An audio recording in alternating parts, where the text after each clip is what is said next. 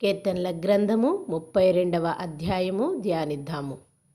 తన అతిక్రమములకు పరిహారము నొందినవాడు, తన పాపమునకు ప్రాయశ్చిత్తము నొందినవాడు ధన్యుడు. యెహోవా చేత నిర్దోషి అని ఎంచబడినవాడు, ఆత్మలో కపటము లేనివాడు ధన్యుడు. నేను మౌనినయ్యుండగా దినమంతయు నేను చేసిన నా ఆర్తధ్వని వలన నా ఎముకలు క్షీణించినవి. దివారాత్రులు నీ చెయ్యి నా మీద బరువుగా ఉండెను. నా సారము వేసవి కాలమున ఎండినట్టాయెను. నా దోషమును కప్పుకొనక నీ ఎదుట నా పాపమును ఒప్పుకొంటిని. యెహోవా సన్నిధిని నా అతిక్రమములు ఒప్పుకొందుననుకుంటిని.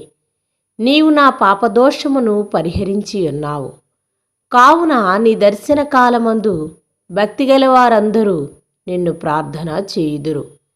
విస్తార జల ప్రవాహములు పొర్లివచ్చినను నిశ్చయముగా అవి వారి మీదకి రావు.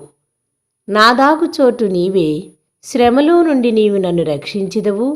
విమోచన గానములతో నీవు నన్ను ఆవరించెదవు.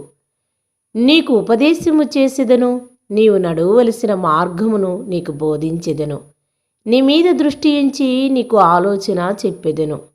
బుద్ధి జ్ఞానముల్లేని గుర్రముల వల్లనూ కంచెర గాడిద వల్లైనను మీరు ఉండకుడి. అవి నీ దగ్గరకు తేబడినట్లు వాటి నోరు వారుతోనూ కళ్ళెముతోనూ బిగింపవలెను. భక్తిహీనులకు అనేక వేదనలు కలుగుచున్నవి. యెహోవా యందు నమ్మికయించు వారిని కృప ఆవరించి ఉన్నది. నీతిమంతులారా, యెహోవాని బట్టి సంతోషించుడి, ఉల్లసించుడి.